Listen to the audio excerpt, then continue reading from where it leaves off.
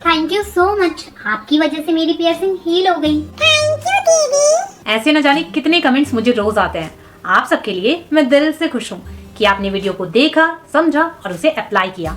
But आप में से ही कुछ लोग ऐसे भी हैं जिनके बहुत सारे डाउट्स हैं, बहुत सारे क्वेश्चंस हैं। तो आज मैं उन क्वेश्चंस का, उन डाउट्स का आंसर दूंगी। एंड आई एम श्योर ये क्वेश्चंस, ये डाउट आपके भी हो सकते हैं। तो ये वीडियो सिर्फ उनके लिए नहीं है, ये वीडियो उन सब के लिए है जिसको अपनी पियर्सिंग हील करनी है। बट उससे पहले मैं आपको बताना चाहती हूँ कि मैं ऑलरेडी 4 वीडियोस बना चुकी हूँ पियर्सिंग को लेकर, फिर चाहे वो नोज पियर्सिंग हो या फिर ईयर पियर्सिंग हो। और यही कहना चाहती हूँ, और करो टक टक टक टक टक टक। डाउट्स तो होंगे ना, अगर आप चीजों को अच्छे से देखोगे नहीं, समझोगे नहीं तो डाउट्स होंगे। प्लस हर कंटेंट तो रील या शॉर्ट्स नहीं हो सकता ना, कुछ चीजें हमें तसल्ली से बैठकर समझना होगा, सीखना होगा, तभी चीजें ठीक होंगी। खैर, आपके क्वेश्चंस स्टार्ट करते हैं। हेलो सिस, नी मिस्टेक डालने के बाद पियर्सिंग बम पे सी सॉल्ट यूज कर सकते हैं क्या? हाँ जी, बिल्कुल यूज कर सकते हो। आपने जो भी पहना हो ना, उसके बाद आप सी सॉल्ट यूज कर सकते हो। नहाने से कुछ प्रॉब्लम होगा क्या? क्या प्रॉब्लम हो सकता है यार नहाने से? आराम से नहाओ बिना टेंशन के, कोई प्रॉब्लम नहीं है। Do we have to take out piercing for cleaning? नहीं यार, ऐसा थोड़ी है कि आप बार बार निकालोगे, क्लीन करोगे, फिर अंदर डालोगे। नहीं, आपको बार बार नहीं निकालना है। आप उसी के ऊपर सलाइन सॉल्यूशन डालो और क्लीन कर लो। What is the solution for nose piercing bumps?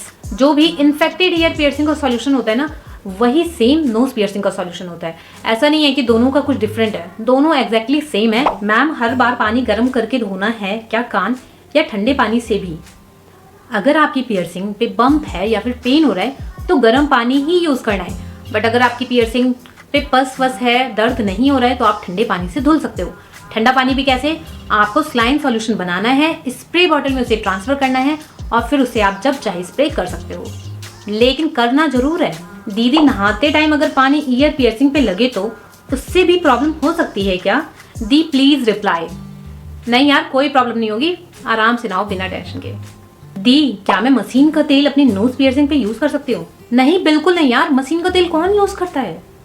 अगर ऐसा सोचा भी है ना तो बंद कर दो सोचना, नहीं यूज करना है। दी, मेरी ईयर हेलिक्स पियर्सिंग मूव नहीं हो रही है, 2 मंथ हो गए हैं। अब यार 2 मंथ बाद बताओगे तो मैं क्या कर सकती हूँ? मुझे नहीं पता इसका आंसर। कहाँ मिलेगा बीटाडीन? मेडिकल स्टोर पे। Use English. ऐसा ही ना एक कमेंट और आया था कि मुझे हिंदी नहीं आती, तो मैंने आपके एक्सप्रेशन एंड विजिबल से समझा है। तो आई नो यार, आप लोगों को प्रॉब्लम हो रही है। Most probably next video year piercing की इंग्लिश में बना दूंगी, डोंट वरी। मैंने अपना ईयर पियर्सिंग बंद कर दिया पर अभी भी उसमें रेसा और ब्लड आता है। दीदी प्लीज बताओ, 1 साल हो गए हैं।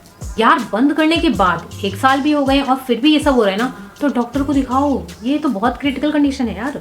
चना खाने के बाद ईयर में बम्प हो गया है, क्या करूं, टेंशन लग रहा है।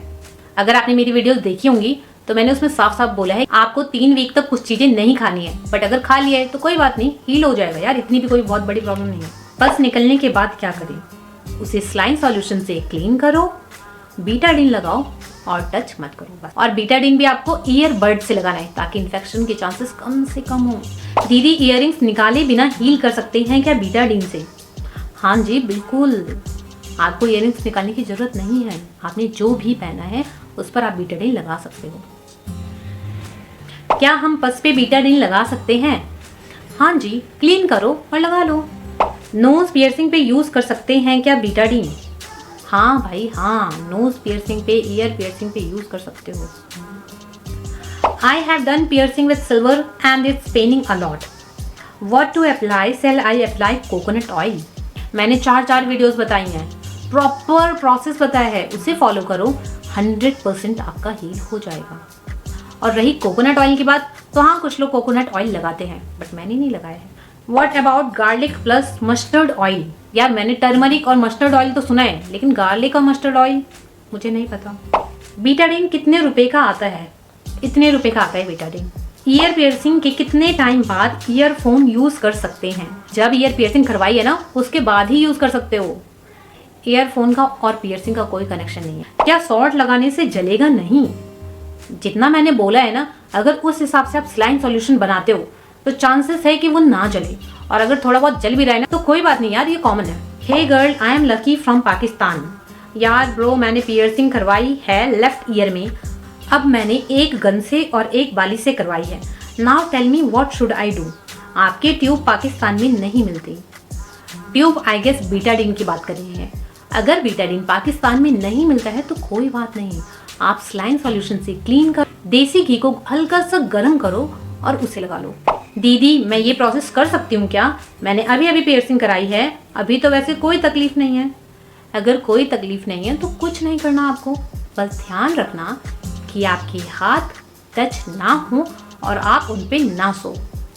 Should I rotate my ear piercing as my mother says so that it does not stick? Please reply. अगर आप स्टार्टिंग वाले फेज में हो तब तो आपको रोटेट करना है, लेकिन अगर आपकी पियर्सिंग को 3 वीक से ज्यादा हो गए तो आपको रोटेट करने की कोई जरूरत नहीं है। How to shampoo your hair after piercing. जैसे आप करते हो वैसे ही करना है, कुछ अलग नहीं करना। My ear pin is disappeared in the swelling, what to do now? Doctor को दिखाओ। ये कुछ क्वेश्चंस ऐसे थे जो मुझे थोड़े डिफरेंट लगे और मैंने सोचा आप सबके साथ शेयर किया जाए। अब हम कुछ ऐसे क्वेश्चंस की बात करेंगे जो बहुत ज्यादा कॉमन है और सबसे ज्यादा पूछे गए हैं। इस लिस्ट में सबसे पहला क्वेश्चन आता है खाने को लेकर। क्या हम लेज के लेमन चिप्स, दही, मटर, अनार, क्या हम ये सब खा सकते हैं? इसका आंसर बहुत सिंपल है, हाँ जी आप खा सकते हो। बस आपको क्या नहीं खाना है?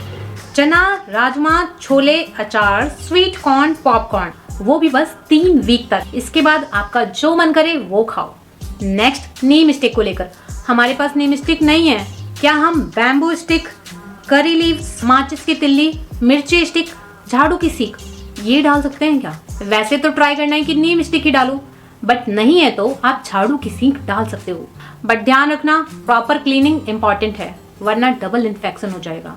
और रही बात करी लीव स्टिक की, तो यार मैंने गूगल पे बहुत पढ़ा, इसमें बहुत सारे लोग ऐसे थे जो बोल रहे थे कि हाँ आप करी लीव स्टिक डाल सकते हो, लेकिन मैंने खुद ने नहीं ट्राई किया है। नेक्स्ट डाउट आता है टाइमिंग को लेकर। दीदी हमें 1 साल, 6 महीने, 5 महीने, 8 महीने, इतना ज़्यादा टाइम हो गया लेकिन अभी तक हील नहीं हुए, क्या करें? देखो यार इतना टेंशन मत लो, इन्फेक्शन होना बहुत कॉमन है। आप जब तक केयर करोगे वो ठीक हो जाएंगे। जैसे ही आपने हल्की सी भी मिस्टेक की ना, वो फिर से इन्फेक्ट हो जाएंगे, फिर आप केयर करोगे फिर ठीक हो जाएंगे। अब ये थोड़ी कह सकते हो कि मुझे 8 महीने हो गए और ठीक नहीं हुआ, कुछ टाइम तो ठीक था ना जब तक आपने केयर की। तो बस आपको ये ध्यान रखना है कि आपको प्रॉपर केयर करनी है, और एक टाइम ऐसा आएगा कि आपकी पियर्सिंग अच्छे से हील हो जाएगी। जैसे हमारी ईयर लोब वाली हो जाती है ना, कि हम पता नहीं कितने टाइम तक पहनते नहीं है और फिर भी ठीक रहती है, वैसा हो जाएगा। आप लोगों को सबसे ज़्यादा डाउट्स तो नमक को लेकर ही रहता है। क्या हम काला नमक, टेबल सॉल्ट, बिट सॉल्ट, सेंधा नमक यूज़ कर सकते हैं क्या? अब इसका आंसर तो मैं आपको बिल्कुल नहीं देने वाली हूँ, क्योंकि मैंने आप लोगों के लिए एक पर्टिकुलर वीडियो बना रखी है, जाकर देखो, इसमें मैंने सब बताया है कि सॉल्ट के अलावा आप कौन कौन सा नमक यूज कर सकते हो। तो नमक से रिलेटेड ना आपके सारे डाउट्स क्लियर हो जाएंगे, बस ये वीडियो देखने की देरी है। अब बारी आती है बीटाडीन की। आप लोग मुझसे रोज ऐसी ऐसी मेडिसिन के नाम पूछते हो कि एक पल को मैं भी दंग रह जाती हूँ। देखो यार मैंने आपको बीटाडीन इसलिए बताया क्योंकि मैंने जहाँ से ये पियर्सिंग करवाई थी ना, उन्होंने मुझे ये स्लिप दी थी, इसमें साफ साफ लिखा हुआ है कि बीटाडीन यूज करना है। तो अब अगर आपके पास बीटाडीन सॉल्यूशन है या फिर बीटाडीन ट्यूब है तो आप उसे यूज करो। और रही बात बाकी मेडिसिन की, तो ट्रस्ट में यार आप सबके लिए मैंने बहुत सर्च किया कि मुझे कोई सब्स्टिट्यूट मिल जाए। इवन मैंने उनसे भी पूछा जिनसे मैंने पियर्सिंग करवाई थी, उन्होंने भी मुझे कोई दूसरी मेडिसिन नहीं बताई, ना ही मुझे गूगल से कुछ पता चला। तो आई एम सॉरी टू से आपको बीटाडीन ही यूज करना है, और अगर आप कोई और मेडिसिन यूज कर रहे हो तो यार अपने रिस्क पे करो। एट लास्ट एक छोटा सा क्वेश्चन आता है गन शॉट को लेकर। पहले तो यार आपको गन शॉट से पियर्सिंग नहीं करवानी है, बट जिन्होंने करवा लिए ना वो बहुत डर जाते हैं, उनके मन में पता नहीं कितने सारे क्वेश्चंस और एक डर आने लग जाता है। तो यार सुनो मेरी बात, अगर आपने करवा लिया है ना तो कोई बात नहीं, इतना टेंशन मत लो। 2-4 दिन एक्स्ट्रा लग जाएंगे बट आपकी पियर्सिंग हील हो जाएगी। ऐसा नहीं है कि नहीं हील होगी, थोड़ा टाइम लगेगा बट हील हो जाएगी। आई होप आपके सारे डाउट्स क्लियर हो गए हैं एंड आपके सारे क्वेश्चंस का आंसर मिल गया है। बट अभी भी मैं आपसे यही कहूंगी कि ये जो 4 वीडियोस है ना, उनको आप तसल्ली से बैठकर देखो, सीखो, समझो और अप्लाई करो। आपकी पियर्सिंग 100% ठीक हो जाएगी, डोंट वरी। और इतना टेंशन मत लो। अभी भी कोई डाउट हो तो कमेंट बॉक्स आपके लिए है हुजूर।